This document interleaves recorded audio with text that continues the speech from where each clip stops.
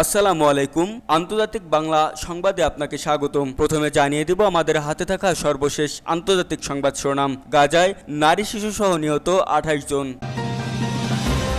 এদিকে হিজবুল্লাহ সামরিক স্থাপনায় ব্যাপক হামলা ইসরায়েলের। অন্যদিকে লেবাননের বৈরুতে ইসরায়েলি বিমান হামলায় 9 জন নিহত। আরও জানিয়ে দেব পাকিস্তানের নিরাপত্তা চৌকিতে হামলা, সেনাসহ নিহত 18 জন। আবারও ইসরায়েলি বিমান হামলায় হিজবুল্লাহর এক জ্যেষ্ঠ কমান্ডার নিহত। সর্বশেষ জানিয়ে দেব কিয়েভ বেলারুশের বিরুদ্ধে গেলে মারাত্মক পরিণতি সম্পর্কে রাশিয়ার হুঁশিয়ারি। এতক্ষণ শুনছিলেন সংবাদ শিরোনাম, এবার বিস্তারিত। তার আগে আমাদের ভিডিওটি ভালো লেগে থাকলে লাইক, কমেন্ট এবং সাবস্ক্রাইব করবেন এবং কে কোথা থেকে দেখছেন কমেন্ট করে জানিয়ে দিবেন।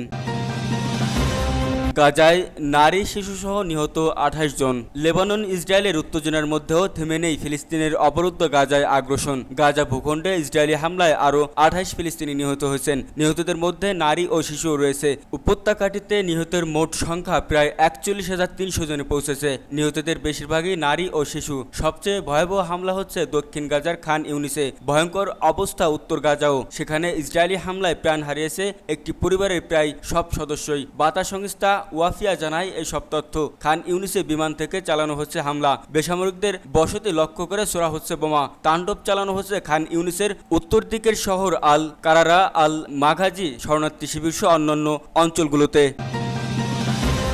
হিজবুল্লাহ সামরিক স্থাপনায় ব্যাপক হামলা ইসরায়েলের। লেবাননের দক্ষিণাঞ্চলে হিজবুল্লাহর বিভিন্ন সামরিক অবস্থান লক্ষ্য করে ব্যাপক হামলা চালিয়েছে ইসরায়েলি বাহিনী। এ তথ্য দিয়েছে বার্তা সংস্থা রয়টার্স। বৃহস্পতিবার 19 সেপ্টেম্বর রাতভর এই বিমান হামলা চালানো হয় বলে জানায় আইডিএফ। এতে হিজবুল্লাহর 10টির বেশি রকেট লঞ্চার ধ্বংস হয়েছে বলে দাবি তেল আবিবের। মাহমুদিয়া, কাসার আল আরশু এবং ব্রিগেড জাম্বুরের মতো শহরগুলোয় চলে এই অভিযান। গত 7 অক্টোবরের পর লেবাননে এটি সবচেয়ে বড় হামলা ইসরায়েলের। প্রয়োজনে সামরিক হামলার পরিধি আরও বাড়ানো হবে বলে জানান ইসরায়েলি প্রতিরক্ষামন্ত্রী ইয়োভ গ্যালান্ট। এর আগে এদিন ইসরায়েলের উত্তরাঞ্চলে ক্ষেপণাস্ত্র ও ড্রোন হামলা চালায় লেবানন ভিত্তিক সশস্ত্র সংগঠন হিজবুল্লাহ। এতে নিহত হয় 2 ইসরায়েল সেনা এবং আহত হয় অন্তত 10 জন।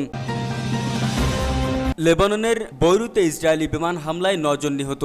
লেবাননের রাজধানী বৈরুতে বিমান হামলা চালিয়েছে ইসরায়েল। হামলায় অন্তত 9 জন নিহত হয়েছে বলে জানিয়েছে দেশটির স্বাস্থ্য মন্ত্রণালয়। নিহতদের মধ্যে ইব্রাহিম আকিল নামে হিজবুল্লাহর এক শীর্ষ কমান্ডার রয়েছে বলে বার্তা সংস্থা রয়টার্স এএফপির খবরে বলা হয়েছে। বৈরুতে দক্ষিণাঞ্চলে হিজবুল্লাহর এলিট ইউনিট রাদওয়ান এর সদস্যের সাথে বৈঠক করেছিলেন তিনি। হামলায় এই ইউনিটের সদস্যরাও মারা গেছেন। ইসরায়েল বলছে তারা লেবাননের টার্গেট স্ট্রাইক চালাচ্ছে। দক্ষিণ বৈরুতে দানিহে এলাকাটিতে হিজবুল্লাহর শক্ত অবস্থান রয়েছে। হামলার পর ধোঁয়া ছড়িয়ে পড়ে সেখানকার আকাশে। বেশ কয়েকটি বহুতল ভবনও ক্ষতিগ্রস্ত হয়েছে বলে জানা যাচ্ছে। দানিয়ে থেকে বিবিসির মাধ্যম সংবাদদাতা হুগো বাসেগা জানাচ্ছে, পরিস্থিতি স্বাভাবিকভাবেই খুবই উদ্বেগের। হামলার স্থানটি জনবহুল এলাকায় অবস্থিত। সেখানে হিজবুল্লাহ সদস্যদের ব্যাপক উপস্থিতি দেখা যাচ্ছে। নিরাপত্তার দায়িত্ব পালন করছে তারা। ঘটনাস্থলে কোনো সাংবাদিককে যেতে দেওয়া হচ্ছে না। নিকট অতীতে হিজবুল্লাহ এবং ইসরায়েল এমন পূর্ণ যুদ্ধের কাছাকাছি আর যায়নি বলে মনে করেন বিবিসি পাসেনের মধ্যপ্রাচ্য সংবাদদাতা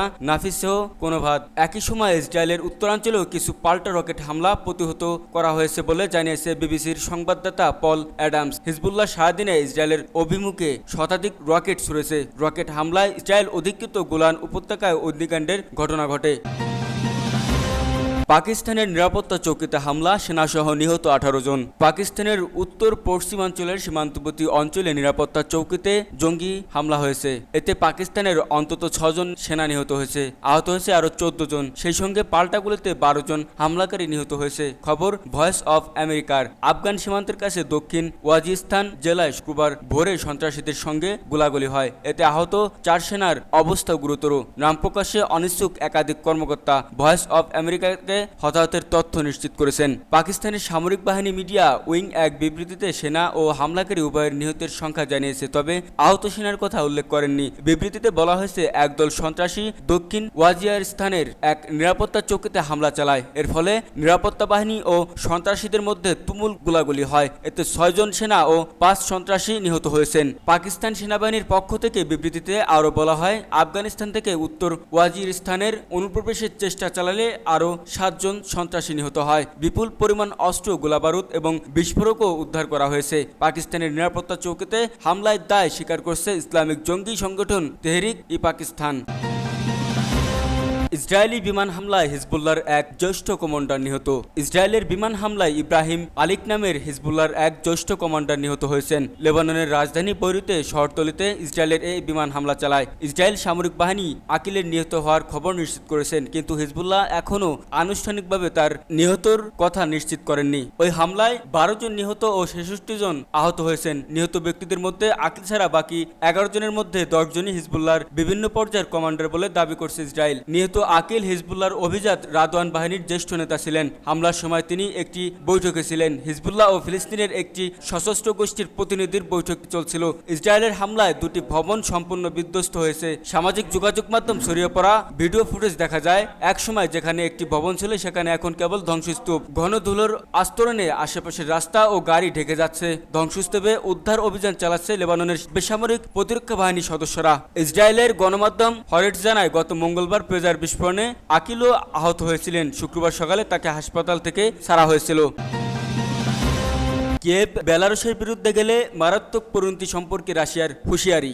রাশিয়া পশ্চিম ও ইউক্রেনকে পরিষ্কারভাবে সতর্ক করে দিয়েছে যে কিয়েভ যদি রাশিয়ার ঘনিষ্ঠ মিত্র বেলারুশের বিরুদ্ধে অবস্থান নেয় তাহলে তারা ওই দেশকে রক্ষা করতে হস্তক্ষেপ করবে। সেখানে তারা কৌশলগত পারমাণবিক অস্ত্র মোতায়েন করবে। পররাষ্ট্র মন্ত্রণালয়ের মুখপাত্রী মারিয়া জাখারোভা সংবাদদাতাকে বলেন যে বেলারুশের সাথে সীমান্তে তার কথায় ক্রমবর্ধমান উস্কানিমূলক কর্মকাণ্ডের মস্কো উদ্বিগ্ন এবং ওই অঞ্চলে যে পরিস্থিতি আরও অবনতি ঘটতে পারে ওই সম্ভাবনা নিয়ে নাকচ করে দিয়েছেন না। রাশিয়ার কুরস্ক অঞ্চলটিতে ইউক্রেনের আকস্মিক প্রবেশ করার পর প্রেসিডেন্ট ভ্লাদিমির পুতিনের অনুগত মিত্র বেলারুশের নেতা আলেকজান্ডার লুকাশকোকে কোনোরকম প্রমাণ ছাড়াই বলেন যে কিয়েভ বেলারুশে আক্রমণ চালাতে পারে। মিনস্ক তার আকাশসীমা লঙ্ঘনের জন্য ইউক্রেনের ড্রোনকে দায়ী করে এবং পরে ঘোষণা করে যে তারা ইউক্রেনের সাথে সীমান্তে বাড়তি সৈনিক পাঠাচ্ছে। তবে কিয়েভ বলছে তারা সীমান্তে কোনো বড় রকমের পরিবর্তন লক্ষ্য করছে না। জাখারোভা বলেন, সীমান্ত অঞ্চলে ইউক্রেনের সৈন্যদের তৎপরতা বৃদ্ধির ব্যাপারে আমরা সব দিকে